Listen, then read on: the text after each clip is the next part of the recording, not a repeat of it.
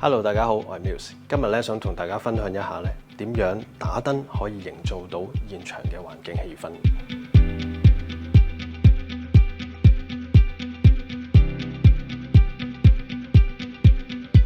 大家都見慣我個工作室嘅環境㗎啦，其實都係咁上下，都係後邊作品嗰埲牆。其他嘅地方咧，我唔常影咧，係因為其他嘅地方比較混亂。OK， 咁同埋咧，現場好多時，如果我真係拍影片嘅話咧，現場係冇燈嘅，現場嘅燈係一盞都冇，全部熄晒。就算窗外邊嘅自然光咧，都俾我用窗簾布全部遮晒，我先開始拍我嘅 video 嘅影片。我唔係淨係想分享，淨係拍 video。首先咧，就係我哋要了解燈光咧，同我哋了解用攝影啊，同埋又或者拍 video 咧，某程度上我哋係有啲嘢需要分開去理解同埋應用嘅嚇，因為我哋始終去記錄一個 motion。同我哋記錄一張嘅 still 咧，嗰個要求係唔一樣嘅。一個 motion 咧，我哋可能需要 motion blur，我哋先會覺得自然嘅。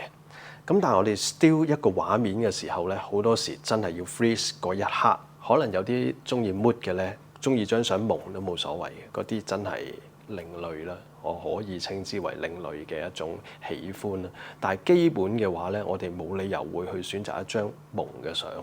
今日做一啲簡單啲嘅嘢，點樣可以將人融合現場嘅氣氛多一啲？有乜嘢嘅燈光少少嘅技巧可以分享到俾大家？首先咧就係好似現場呢個環境咁樣啦。其實現場嘅環境咧係而家有幾多盞真係人造嘅光着緊嘅咧？等我數下先，一盞、兩盞、三盞。咦？大家呢兩盞你係睇唔到嘅。前邊係有兩支燈照住我 ，OK， 後邊有4個嘅，大家睇唔睇到？呢度一個1、2、3，加埋呢一個4。後邊嘅光對我嚟講咧，其實係冇用嘅。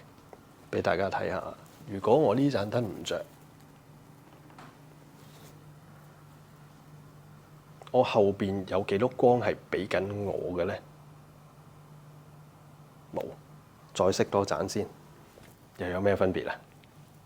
等我俾翻頭先嘅畫面嚟對比一下先。對比之下，大家覺得有啲乜嘢分別啊？而家咧前面得一個白光咁樣照住我，我就好似好正常。跟住咧我就同後邊咧好似有少少脫離咗啲關係咁樣。而家咧真係後邊嘅光俾到我，確實有幾多？大家望到咧都好似仲有多少嘅？大家睇唔到嘅，仲有一樣嘢，就係呢度有塊板。呢一塊板如果唔向我嘅話咧，應該個畫面係黑得好緊要嘅。我只可以稱咧呢一種光咧，就只可以喺後邊托住我嘅影。我係一個剪影而家嚇。OK， 基本上後邊咧俾唔到啲乜嘢嘅光源我嘅，咁後邊就還後邊。OK， 前邊咧基本上係我肉眼睇到好光㗎。我諗喺我前邊嘅10尺內嘅範圍咧，係一埲白色牆嚟。我已經算有啲光照住我㗎啦，只不過你個畫面未必睇得好清楚。咁即係簡單講咧，喺我個人上邊咧，某程度上同後邊係冇關係嘅。我只不過係一個全黑嘅影托住喺後邊嘅啫。OK。咁當然啦，你又可以諗啊，可唔可以曝光多啲？曝光多啲，即係加 ISO 啦，減慢快門啦，開大光圈啦。總之就諗盡辦法吸多啲光。大部分人唔識打燈咧，又或者唔中意打燈、抗拒打燈咧，都會去諗到呢一點噶啦。現場睇到少少啊，相機都應該睇到噶啦，係嘛？影北極光都得啦，可以嘅，可以嘅。但係我而家唔示範啦，大家都即係想像得到啊。好明顯，如果你咁樣吸法嘅話，我後邊個景就冇晒啦，啱唔啱啊？啲光爆晒啦，同埋前面個人根本就冇一個即係叫做有力嘅光源去咁樣吸。我就唔係想做一個即係挑戰我部即係 video 個器材。我相信佢嘅表現都唔差嘅呢一部 FX3，但係我唔係想咁樣，亦都唔係希望帶出俾大家嘅呢個 concept 咯。OK， 着翻 ring light 先，其他唔好加落去住啦。着翻我支主燈先。OK， 我盞主燈咧而家係6000K 左右嘅都白光。我個 video 而家錄緊嗰個 white balance 係5600K 嘅，我後邊嘅光本身已經係黃光嚟㗎啦，大概係3000K、2700左右啦。有因為唔同色嘅其實就係幾個光源係唔同色，但係我就統一將佢一齊推到更加黃啊，拎到個對比大啲。咁所以我個主光咧又再白啲 ，OK， 差唔多盡㗎啦，基本上6000K 好誇張㗎啦。好啦，咁但係我嘗試下將呢一個色溫調低，呢一個光而家咧3500K， 咁但係咧望落去我自己個人咧應該就黃冚冚㗎啦，因為咧呢部 video 係5600K 啊嘛，係咪？即係咁樣夾硬咧就將呢一盞燈咧都一齊係就係推到比較黃冚冚，但係唔緊要，我就係想試一個咧就係前面嘅光咧而家一個色溫咧同後邊係真係接近㗎啦，咁所以咧而家望落去應該係比較相似啊，啱嘅係有啲相似嘅。OK， 咁而家咧呢一盞 set 咗做3500K 嘅 LED main light 啦嚇，就比較接近後邊嗰個光。我特登唔再調咧再黃㗎啦，因為再黃嘅話實在太醜樣啦。而家其實都係好黃嘅。而家我個人就同現場個環境咧係真係融合得好緊要啦。但係你諗下，咁樣係咪代表夾咧？好多朋友咧就會覺得，咦，我盞燈係咪應該要夾現場嘅色溫㗎？我去到一個酒樓嘅環境啊、餐廳嘅環境啊，黃光多嘅喎，咁我就要 set 翻去黃光啦，嗰支燈跟住影出嚟咧就好似即係打翻和咁樣啊，中和翻啱嘅。你試下影咗出嚟睇下，你可以還原嘅。例如而家呢個畫面可以一齊還原嘅。如果還原咗之後，你想像下後邊嘅光會變成咩色啊？啱嘅，你一齊還原變翻做白色，咁咪 match 咯。但係唔係啊嘛？我哋實際上其實想保留呢一種氣氛，甚至喺個 video 個效果上邊，又或者你影相個結果上面啊，想強調呢一種黃冚冚嘅氣氛啊嘛。好多時我哋都需要去用一個錯嘅 white balance。你見我而家5600K 可以話錯嘅喎嚇，5600K 影呢啲嘅咩咁樣？其實 white balance 係自由選擇嘅。white balance 你要學咗之後點樣去用呢個先係最緊要嘅。OK， 咁但係好明顯嘅咧就係，咦，我哋有時係需要特登去做錯嘅噃。所謂嘅錯可能係一種創意創作，甚至可能係叫做正確。咁我而家呢個光咧就係落咗個 grid 落去嘅，落咗個 grid 落去。咁所以咧產生到我塊面嗰個鴛鴦就係陰陽啦，好誇張。我試下行前多步就會更加明顯嘅。OK， 而家係單一種光源咧，就由呢邊去到呢邊。OK， 如果褪後少少嘅話咧，個光就喺我嘅前邊，會好好多噶啦。咁但係光咧亦都係 cover 唔到我呢一度。OK， 因為呢個油光箱大概係得咁大個度嘅啫。OK， 所以我有第二個嘅解決方案就係用呢一塊板。呢一塊板咧，大家睇一睇冇同埋有嘅分別。我純粹加一塊板，唔需要開多支燈。一塊板咧係冇得校光暗嘅，冇得校光暗，但係其實係可以嘅。我哋用距離就可以調光暗㗎。例如我擺近啲嘅話咧，呢一邊嘅所謂嘅補光咧係會光啲嘅。我擺遠啲，即係距離我遠啲嘅話咧，佢會相對暗。咁所以咧，某程度上呢個調節個距離咧，就可以令到我左右兩邊嘅光咧嗰個比例可以自由去控制。嗱，我偏向呢一邊係有多少暗咗少少嘅，但係又唔會好似頭先黑得咁緊要先。而家好明顯一個 main light 一個主光就有一個方向，由呢邊照呢邊啦，呢邊有個陰影就凸顯我個輪廓啦。OK， 咁所以咧而家咧望落去應該就冇頭先咁古怪嘅黑得咁緊要。OK， 咁所以咧對比度我都中意嘅。咁但係係咪代表哇，即係成日影啲嘢咧就係一邊光就一邊黑晒咁樣咧？千祈要小心啦，尤其是一啲即係初嚟上堂嘅同學，通常就會俾一啲大 contrast 嘅咧，會影響得到。咁當然有啲作品係可以去到咁大 contrast 嘅，咁但係我建議開頭學嘅時候小心啲處理會好啲啊，因為幼細仔細嘅嘢你處理到，將來玩一啲大對比嘅嘢咧，你都比較容易處理得到好啲。如果唔係嘅時候咧，通常你有好多細節你都習慣性忽略，習慣性忽略就變咗你第日做好多嘢你都忽略好多細節，影好多年嘅作品，原來好多細節你都會忽略。呢個就係好重要嘅一點，就係點解提大家成日用 Viewfinder 都係其中一樣嘅啫。你唔用，你一樣可以影到靚相㗎。你影到咪得咯？呢個只不過係一個我俾大家嘅一個 advice， 係一個建議。我覺得提升你嘅一個專注力係一件好事嚟嘅。即係早排你睇下奧運啦，有好多已經係距離嗰個運動員好近。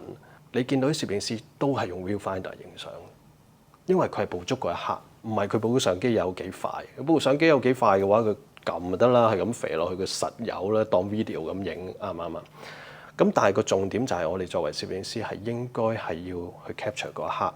運動員所有嘢係喐得好快嚇，佢要捕捉更加需要去 capture。但係咧，我哋影嗰啲好微細嘅小動作啦，係啊，手指嘅動作啦。甚至佢嘅嘴啦、鼻啦、眼啦，少少微調啦，其實都真係用 Viewfinder 先睇到。如果唔係咧，好多時就係可能靠你連拍咯，你先會捉到。OK， 我哋唔講嗰啲嘢啦，我哋又翻嚟咯。呢個光線而家咧可以講就係攬埋一嚿，就係叫咩攬埋一嚿咧？就同後邊攬埋一嚿。OK， 咁所以咧個重點我就試下。將前邊同後邊有多少嘅分開，因為我哋係皮膚有色嘅，衫有色，頭髮有色嘅，就唔好令到啲嘢攬埋一嚿冇顏色。White balance係一個呈現顏色嘅一個非常重要嘅一個部分嚟嘅。咁所以咧，White balance 一出現到啲問題嘅時候，你就唔好翻轉頭，就唔好諗後製可以翻到轉頭。影相後製你都可以叫做微調翻個 White balance。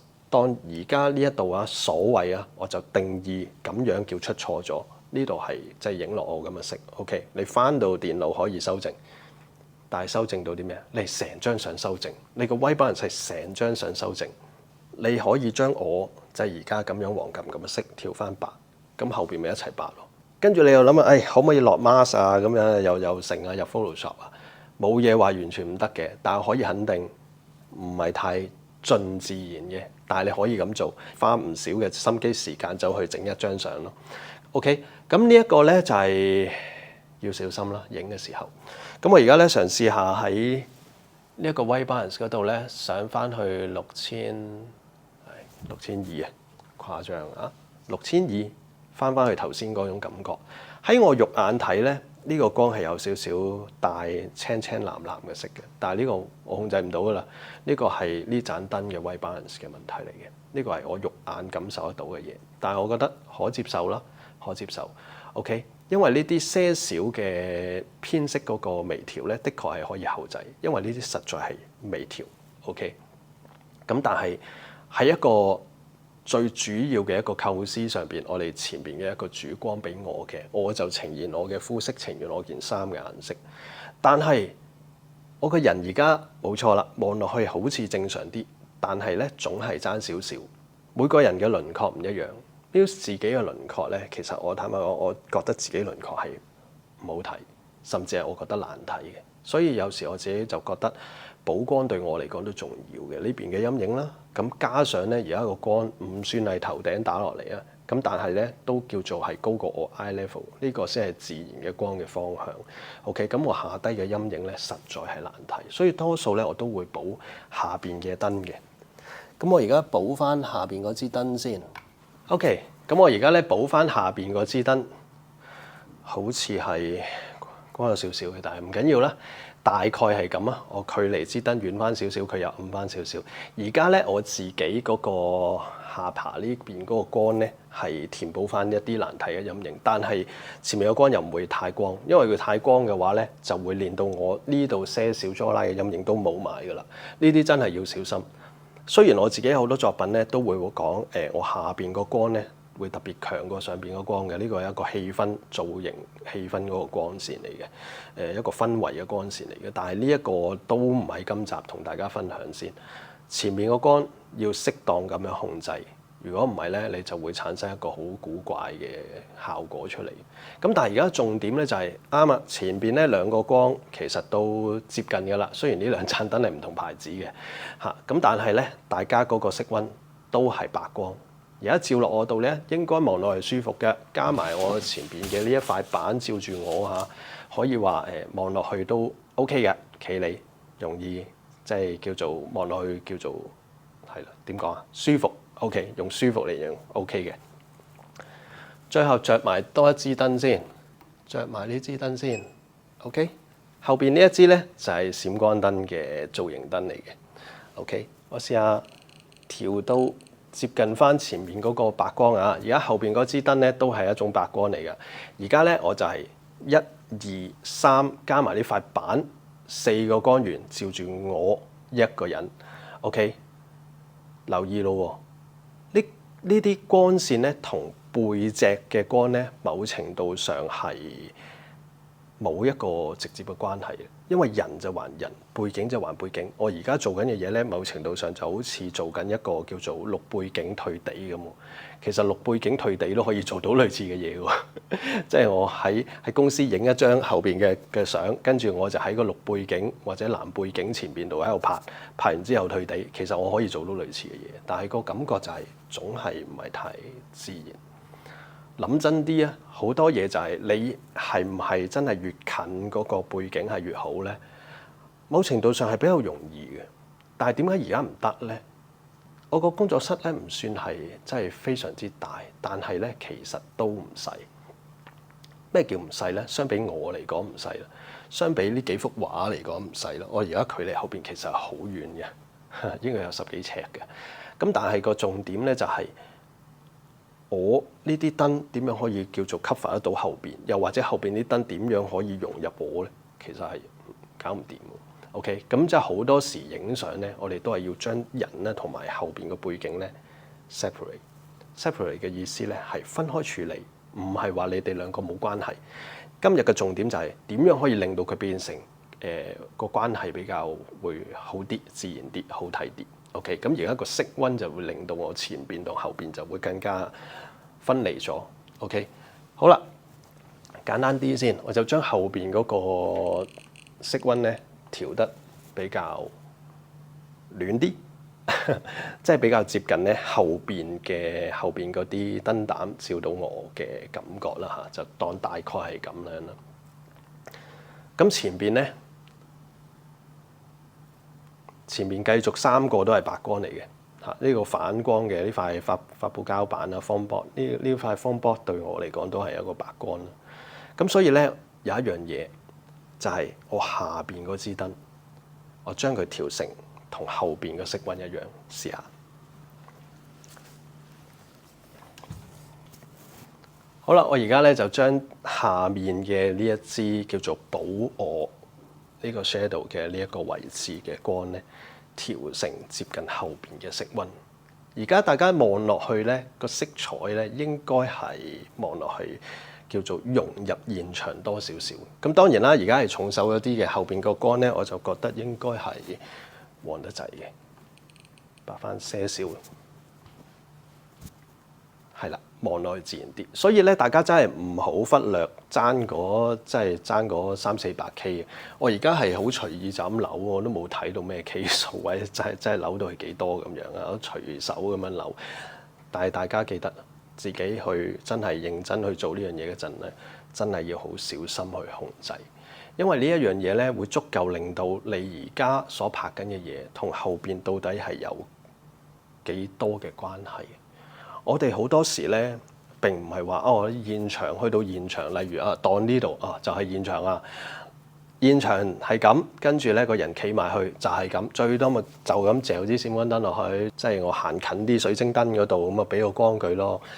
其實我覺得咧好多方法影相咧都絕對係可以嘅，好似而家講緊呢個 topic 咁啊。其實我喺2019年拍過一段影片，去分享過點樣去做一個叫做電影感嘅一個氛圍嘅照片，大家有興趣再睇一次呢一段影片啦。嗰段影片我都拍到好長嘅，嗰次就係Lorraine 第一次即係幫我手去拍一段嘅 YouTube 影片同大家分享，大家有興趣翻去睇下。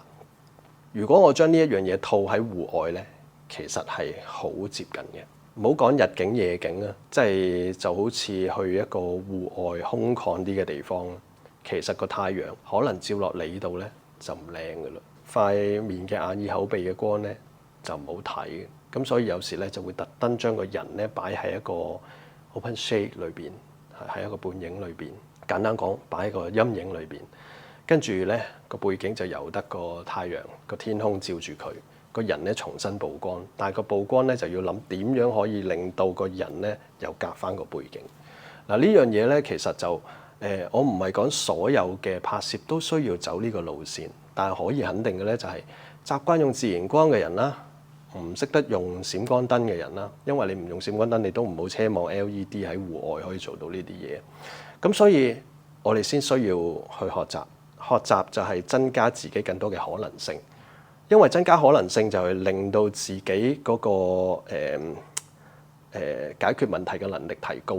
其實好多時就係係咪一定要咁影啊？係咪一定要咁影啊？而家我哋唔使喎，可以點樣影咯？我哋而家相機就咁高 ISO 就咁影噶咯喎。又或者我喺戶外識得睇光啊，咁樣就得噶咯，咁樣就得噶咯。OK， 可能你咪繼續影多10幾20年，你都係得呢一個模式去影咯。又或者你嘅作品永遠都淨係可以咁咯。嗱，調轉咯，我可以咁樣影，我亦都可以好似你咁樣影。呢個咪就係我嘅可能性可能會比你多咯。呢一個就係其中一個，我覺得係要持續學習啦，持續去多啲去嘗試啦，而唔係所謂嘅攝影減法啦，不斷喺每一年、每一月、每一日不斷去減。唔使啦，唔使啦，唔使啦，而家唔使噶啦，而家好勁噶啦，而家唔使噶啦，咩都唔使嘅，執相又唔使嘅 AI 搞掂。我覺得好多嘢係某程度上我哋係要減嘅。但係有時某程度上咧，我哋唔好乜嘢都亂咁減。有時影相係好簡單嘅，譬如好似最近咁樣，咪又係攞翻部舊嘅相機出嚟，點樣可以 pick up 翻一種攝影嘅感覺？我哋之前嘅影片已經分享過啦。當自己會感覺得到，咦，可以 kick 下喎，唔知道可以點樣可以再 pick up 翻個感覺嘅時候咧，嘗試攞翻一啲慢嘅相機。捉翻下一啲感覺感受，你會發覺純粹一個 shutter 少少震動，同埋一啲比較當然啦，呢一種相機比較操控又慢啦，好慢咁影一張啦，慢慢去 pick up 翻感覺。我真係好需要強調嘅就係影相係需要感覺。咁但係當然啦。你唔可以話套晒落所有嘅攝影工種嘅，因為攝影都好多唔同嘅分類。如果你真係中意對號入座，你冇辦法。但係我可以好肯定嘅就係，我套翻喺我自己做緊嘅嘢嘅時候咧，我哋唔係一個機器，我哋係需要感覺嘅。就算我哋前邊嘅係一個靚女，你都要指引佢啊。就算好簡單嘅一啲動作啊，即係手，好多人咧手嘅動作都極度艱難嘅，但係你點樣可以令到佢嗰隻手收埋係可以收得好睇嘅咧？可能好多模特兒練咗好耐就係練成呢啲咁嘅蘭花手咯，真係死火啦，翻唔到轉頭嘅。佢因為佢嗰個變成一個 muscle memory。因為我遲啲再同大家分享 muscle memory 唔一定係正確嘅嘢可以變成 muscle memory。如果你長時間去做一啲唔太正確嘅嘢嘅時候咧，唔太正確嘅嘢就會變成你嘅 muscle memory。你行到邊就會去到嗰度咧，你嗰隻手咧就會硬到佢咁樣。你唔識得放鬆，即係當你嘅手放鬆嘅時候，你點樣可以將嗰隻手擺得好睇啦？係啊，你嗰隻手到底嗰隻食指可以擺得幾直？又或者少少彎曲啦，嗱呢啲嘢咧就係你嘅手向呢一度好睇，向呢度好睇，向呢度好睇，擺多啲咁樣好睇定係咁樣好睇？嗱呢啲咧其實講真咧，我做唔做得好睇係唔重要嘅，重點就係我要俾模特兒知佢可以嘗試點樣去做。咁呢啲嘢講真。唔係攝影師講俾你聽，應該係邊個講俾你聽？你又諗啊，我係應該個 art director 講俾佢聽，又或者係我個老闆去講俾佢聽嘅，助手去講俾佢聽嘅，又或者打燈出現呢啲問題嘅時候，我應該大膽啲放開俾個助手去做咁啊打燈，咁啊攝影師係啊真係咩都唔使做，咩都唔使識㗎啦。就算我真係有機會接到一個 job， 哇！真係好多人服侍嘅，有助手幫我打燈嘅，真係有 art director 嘅，頭髮啊、make up 啊，所有嘢全部都分工到幾廿人去做一個大 project 嘅，都唔代表攝影師可以咩都唔使識，咩都唔需要去理嘅喎。即係你自己唔識嘅話咧，反而呢一樣嘢我覺得係重要嘅，即係你個可能性就會導致你個競爭力。咁當然啦，做生意嘅人就話做生意，我哋今日都唔好講做生意啊。做生意嘅人可以好叻嘅，佢可能可以真係好多嘢都唔識，但係佢運作得好好，生意好好添。我哋唔好計嗰一類嘢啦。我哋講翻到底攝影師自己有啲咩嘢係可以做好，而你做好咗呢一樣嘢，你學識咗呢樣嘢，你係可以幫助到你去拍攝嘅時候解決問題。例如你攞住當呢個係沙咁樣，你攞住條沙，你應該隻手係點樣攞會係好睇咧？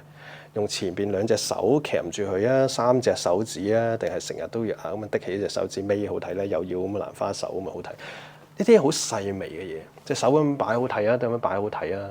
嚇，定係擺邊個位好睇咧？嚇，翹手應該咁樣翹啊，定係咁樣翹咧？嚇，定係咁樣翹啊？咁樣翹還是隻手屈入嚟多少少咧？成個感覺會唔同晒咯喎！嚇，如果隻手擺下邊嘅時候，呢隻手可以點樣喐咧？嗱，呢啲其實你都係需要通過學習嘅。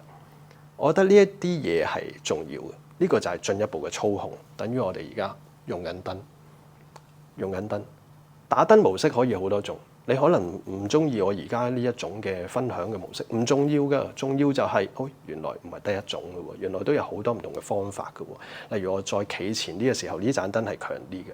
我無啦啦呢個黃撳撳咁樣咯，因為呢一盞燈嘅角度同佢唔係好夾啦嘛，係嘛？而家佢多佢少啦嘛，所以咧其實唔好睇少呢啲細微嘅嘢。呢盞燈多5%，呢盞燈少5%，成個世界唔同晒㗎啦。咁啊變咗好多時就係攝影師應該要處理呢一啲細問題，而唔係純粹講我識唔識。有邊個唔識啫？盞燈擺喺地下，或者擺喺呢一度，或者擺喺嗰度，跟住拍個掣就着㗎啦。唔係扭大就扭細嘅。你揾個小朋友都識得扭大同扭細啦，啱唔啱啊？呢啲唔係所謂嘅一個操控，你識定唔識？又或者基本 concept 你識唔識？而係你真係有冇真係進入去了解，同埋進入去做好呢一樣嘢最緊要嘅。後邊咧係一個 Profoto 嘅 flat nail，前邊咧就係2盞嘅 LED，一塊嘅方波反光板。今次一個簡單嘅分享咧，希望大家都可以有多少嘅啟發。我哋下次再分享。